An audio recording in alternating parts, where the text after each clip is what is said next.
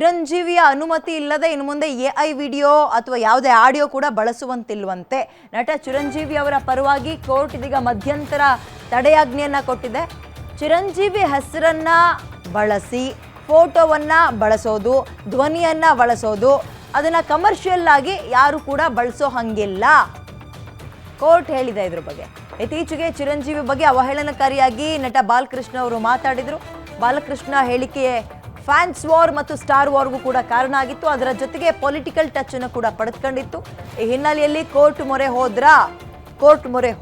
ಹೋಗಿದ್ರ ನಟ ಚಿರಂಜೀವಿ ಅವರು ಅನ್ನೋ ಪ್ರಶ್ನೆ ಇದೆ.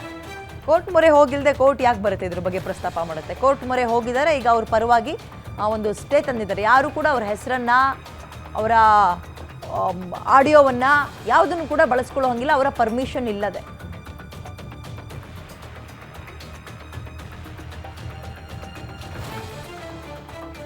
ಇವರಿಬ್ಬರ ನಡುವೆ, ಬಾಲಣ್ಣ ಮತ್ತು ಚಿರಂಜೀವಿ ಅವರ ನಡುವಿನ ವಾರ್ ಇವತ್ತು ನೆನ್ನೆದಲ್ಲ. ಹಾಗೆ ನೋಡೋದಾದ್ರೆ ದಶಕಗಳಿಂದಲೂ ಕೂಡ ಇದೆ, ದಶಕಗಳಿಂದಲೂ ನಡ್ಕೊ ಬರ್ತಾ ಇತ್ತು. ಇತ್ತೀಚೆಗೆ ಸ್ವಲ್ಪ ಕಾಂಪ್ರಮೈಸ್ ಆದಂಗಿತ್ತು.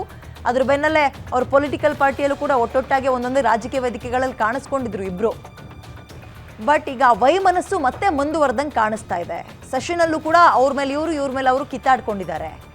ಬಾಲಕೃಷ್ಣ ಹೇಳಿಕೆ ಇದೀಗ ಫ್ಯಾನ್ಸ್ ವಾರ್ ಮತ್ತು ಸ್ಟಾರ್ ವಾರ್ಗೂ ಕೂಡ ಕಾರಣ ಆಗಿದೆ. ಇದ್ರ ಬೆನ್ನಲ್ಲೇ ಯಾಕೆ ಕೋರ್ಟ್ ತನಕ ಹೋಯ್ತು, ಇದು ಏನು ಬಳಸಬಾರ್ದು, ಯಾಕೆ ಬಳಸಬಾರ್ದು, ಇದ್ರ ಬಗ್ಗೆ ನೋಡ್ತಾ ಹೋಗೋಣ. 40 ವರ್ಷಗಳಿಗೂ ಹೆಚ್ಚು ಕಾಲ ಫಿಲ್ಮ್ ಇಂಡಸ್ಟ್ರಿಯಲ್ಲಿ ಚಿರಂಜೀವಿ ಇದ್ದಾರೆ. ಅವರ ಹೆಸರು, ಚಿತ್ರ, ಟೈಟಲ್ಗಳ ಅನಧಿಕೃತ ಬಳಕೆಗೆ ಈಗ ತಡೆ ಕೋರಿದ್ರು ಚಿರಂಜೀವಿ. ಆನ್ಲೈನ್ ವೇದಿಕೆಗಳಲ್ಲಿ ಚಿರಂಜೀವಿಯ ಹೆಸರು, ಫೋಟೋ, ವಿಡಿಯೋ ಬಳಕೆ ಆಗಬಾರ್ದು.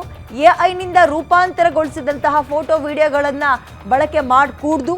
ವಿಡಿಯೋ ಮೀಮ್ ಮೂಲಕವೂ ಕೂಡ ಅದು ತಮ್ಮ ಘನತೆಗೆ ಹಾನಿ ತರ್ತಾ ಇದೆ ಅಂತ ಇವರು ದೂರು ಕೊಟ್ಟಿದ್ರು. ಅದಕ್ಕೋಸ್ಕರ ಕೋರ್ಟ್ ಈಗ ಸ್ಟೇ ಕೊಟ್ಟಿದೆ. ನಟ ಚಿರಂಜೀವಿ ಮನವಿಯನ್ನ ಪುರಸ್ಕರಿಸಿದೆ ನ್ಯಾಯಾಲಯ. ವೈಯಕ್ತಿಕ ಮತ್ತು ವಾಣಿಜ್ಯ ಲಾಭಕ್ಕಾಗಿ, ಅಂದ್ರೆ ಕಮರ್ಷಿಯಲ್ ಆಗಿ ಯಾವುದು ಕೂಡ ನೀವು ಬಳಸ್ಕೋಕೂಡ್ದು ಅಂತ ಕೋರ್ಟ್ ಈಗ ನಿರ್ಬಂಧವನ್ನ ಹೇರಿದೆ. ಬಾಲಣ್ಣ ವರ್ಸಸ್ ಚಿರಂಜೀವಿ ಅವರ ನಡುವಿನ ವಾಗ್ಯುದ್ಧ, ಕೋಪ, ಮುನಿಸು ತಣ್ಣಗಾಗಿಲ್ಲ, ಮತ್ತೆ ಮುಂದುವರಿತಾ ಇದೆ.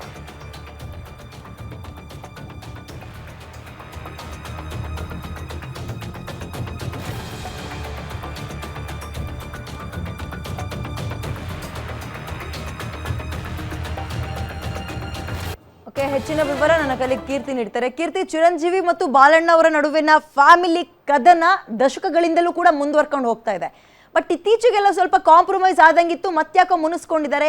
ಏನ್ ಗಲಾಟೆ ಇದು? ಅಂಡ್ ಕೋರ್ಟಿಗೆ ಅವ್ರು ಹೋಗುವಂತಹ ಪರಿಸ್ಥಿತಿ ಯಾಕೆ ಬಂತು? ಏನ್ ಬಳಸಬಾರ್ದು? ಚಿರಂಜೀವಿ ಅವರ ಹೆಸರನ್ನ ಮಾತ್ರನ ಅಥವಾ ಸಿನಿಮಾ ಡೈಲಾಗ್ಗಳ ಏನೇನು ಬಳಸ್ಕೂಡ್ದು? ಖಂಡಿತವಾಗ್ಲೂ ಮುಖ್ಯವಾಗಿ ಏನಂತ ಹೇಳಿದ್ರೆ, ಸೆಲೆಬ್ರಿಟಿಗಳ ವಿಚಾರದಲ್ಲಿ ಒಂದು ಸಣ್ಣ ಪಿನ್ನು ಕೂಡ ಕೆಳಗೆ ಬಿದ್ದರೆ ಸದ್ದು ಮಾಡುತ್ತೆ. ಪಬ್ಲಿಕ್ ಫಿಗರ್ ಅನ್ನೋ ಕಾರಣಕ್ಕೆ ಅವರು ಪ್ಲಾಟ್ಫಾರ್ಮಲ್ಲಿ ಇರುವಂಥದ್ದಕ್ಕೆ ಡೆವಲಪ್ ಆಗ್ತಾ ಇದೆ. AI ಟೆಕ್ನಾಲಜಿ ಕೂಡ ಡೆವಲಪ್ ಆಗ್ತಿದೆ, ನಾವು ಡೆವಲಪ್ ಆಗ್ತಿದ್ದೀವಿ, ಹಾಗೆ ದುರ್ಬಳಕೆ ಕೂಡ ಹೆಚ್ಚಾಗ್ತಾ ಇದೆ. ಹೀಗಾಗಿ ಚಿರಂಜೀವಿ ಅವರ ಇರಬಹುದು, ಅವರ ಅಭಿಮಾನಿಗಳಿರಬಹುದು, ಬಾಲಯ್ಯ ಅವರು ಏನು ಹೇಳಿಕೆ ಕೊಟ್ಟಿದ್ರು, ಜೊತೆಗೆ ಪದ್ಮಭೂಷಣ, ಪದ್ಮವಿಭೂಷಣ, ಜೊತೆಗೆ 44 ವರ್ಷಗಳ ಸಿನಿಮಾ ಜರ್ನಿ ಇರಬಹುದು, ಇದನ್ನೆಲ್ಲವನ್ನು ತುಂಬ ಹೀನಾಯವಾಗಿ ಏನು ಕೈಯಲ್ಲಿ ಆಗೋದೇ ಇಲ್ಲ ಅನ್ನುವಂಥ ರೀತಿಯಲ್ಲಿ ಅಪಹಾಸ್ಯವನ್ನ ಮಾಡಿದ್ರು ಎಲ್ಲರ ಮುಂದೆ ಬಾಲಯ್ಯ ಅವರು. ಹೀಗಾಗಿ ಚಿರಂಜೀವಿ ಅವರ ಅಭಿಮಾನಿಗಳು ಇರಬಹುದು, ಅವರ ಪಕ್ಷದವರು ಇರಬಹುದು, ಪ್ರತಿಯೊಬ್ಬರೂ ಸಹ ಇದನ್ನ ವಿರೋಧಿಸಿದ್ರು. ಈ ರೀತಿಯಾಗಿ ನೀವು ಮಾತಾಡಬಾರ್ದು, ಯಾಕಂತ ಹೇಳಿದ್ರೆ ಮೇರು ನಟ ಆಗಿರುವಂಥದ್ದು ಟಾಲಿವುಡ್ ಅಲ್ಲಿ, ಜೊತೆಗೆ ಅವ್ರು ಮಾಡಿರುವಂತಹ ಕೆಲಸಗಳಿರ್ಬೋದು, ಸಮಾಜಮುಖಿ ಕೆಲಸಗಳಿರ್ಬೋದು, ಅಭಿಮಾನಿಗಳವರು ಸ್ಪಂದಿಸುವಂಥ ರೀತಿ ಇರ್ಬೋದು, ಅವ್ರದ್ದೇ ಆದಂತಹ ಒಂದು ಘನತೆ, ಗೌರವ ಚಿತ್ರರಂಗದಲ್ಲಿ ಇರುವಂಥದ್ದು, ಸಮಾಜದಲ್ಲಿ ಅವರು ಕೊಡುಗೆನ ಕೊಟ್ಟಿದ್ದಾರೆ. ಇವರ ಇಂಥ ವ್ಯಕ್ತಿತ್ವದ ಬಗ್ಗೆ ನೀವು ಇಷ್ಟು ಕೀಳಾಗಿ ಮಾತಾಡಬಾರ್ದು ಅನ್ನುವಂಥ ಒಂದು ವಾರ್ನಿಂಗ್ ಇರಬಹುದು ಸೋಷಿಯಲ್ ಮೀಡಿಯಾದಲ್ಲಿ ಆಗಾಗ ಪಾಸ್ ಆಗ್ತಾನೆ ಇತ್ತು ಚಿರಂಜೀವಿ ಅವರ ಫ್ಯಾನ್ಸ್ ಕಡೆಯಿಂದ.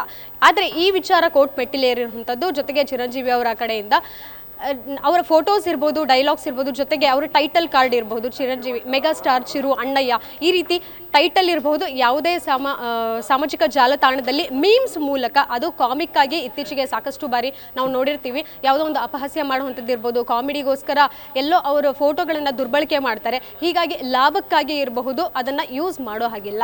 ಅಕಸ್ಮಾತ್ ಬಳಸಿದ್ರೆ ಕಾನೂನು ಕ್ರಮದಲ್ಲಿ ಏನೇನು ಜರುಗಬೇಕು ಆ ರೀತಿ ಒಂದು ಕಠಿಣ ಕ್ರಮವನ್ನು ತೆಗೆದುಕೊಳ್ತೀವಿ ಅನ್ನುವಂಥದ್ದನ್ನು ಈಗ ಒಂದು ಸ್ಪಷ್ಟ ರೀತಿಯಲ್ಲಿ ಇಂಜೆಕ್ಷನ್ ಆರ್ಡರ್ನ ತೆಗೆದುಕೊಂಡು ಬಂದಿರುವಂಥದ್ದು ಚಿರಂಜೀವಿ ಅವರು. ವಿದ್ಯಾ, ಓಕೆ, ಧನ್ಯವಾದ ಕೀರ್ತಿ ಡೀಟೇಲ್ಸ್ಗೆ.